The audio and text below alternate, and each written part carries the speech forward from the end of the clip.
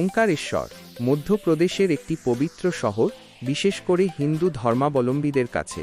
নর্মদা নদীর তীরে অবস্থিত এই জ্যোতির্লিঙ্গ মন্দিরের জন্য বিখ্যাত।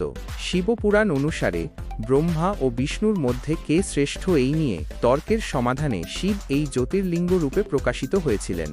মনে করা হয় মন্দিরটি 11 শতকে পরমারা রাজাদের দ্বারা নির্মিত হয়েছিল। পরবর্তীকালে চৌহান শাসকরা এবং মুসলিম আক্রমণকারীরাও এর উপর আধিপত্য বিস্তার করেছিল। ওঙ্কারেশ্বর মন্দিরকে 12 জ্যোতির্লিঙ্গের মধ্যে একটি হিসেবে গণ্য করা হয়।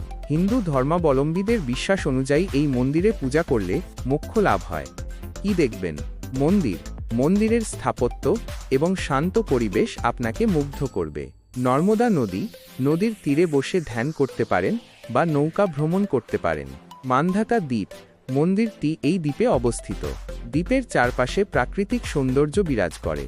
ধর্মীয় অনুষ্ঠানে অংশগ্রহণ, বিশেষ করে শিবরাত্রির সময়।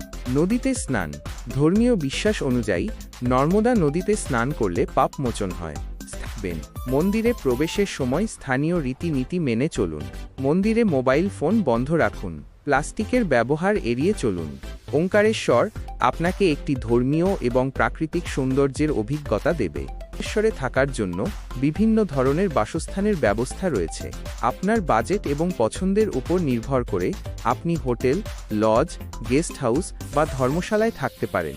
মন্দিরের কাছেই অনেকগুলি বাজেট বান্ধব লজ এবং ধর্মশালা রয়েছে। যারা একটু বেশি আরাম চান তারা নর্মদা নদীর তীরে অবস্থিত রিসর্ট বা হোটেলে থাকতে পারেন। ওঙ্কারেশ্বর যাওয়ার সর্বোত্তম সময়। ওঙ্কারেশ্বর ভ্রমণের জন্য সর্বোত্তম সময় হল শীতকাল, নভেম্বর থেকে ফেব্রুয়ারি। এই সময় আবহাওয়া খুবই স্বচ্ছ এবং প্রীতিজনক থাকে। গরমের মাসগুলিতে তাপমাত্রা বেশি থাকে, যা ভ্রমণকে অস্বস্তিকর করে তুলতে পারে।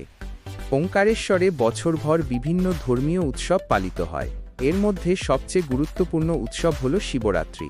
শিবরাত্রির দিন হাজার হাজার ভক্তরা মন্দিরে এসে শিবের পূজা করেন। অন্যান্য উৎসবের মধ্যে রয়েছে কার্তিক মেলা। কার্তিক মাসে অনুষ্ঠিত এই মেলায় হাজার হাজার ভক্তরা অংশগ্রহণ করেন। পাঞ্চকোশী যাত্রা। এই যাত্রায় ভক্তরা ওঙ্কারেশ্বরের চারপাশে 5 কিলোমিটার পায়ে হেঁটে ঘুরে বেড়ান। এছাড়াও ওঙ্কারেশ্বরে অন্যান্য ছোট ছোট উৎসবও পালিত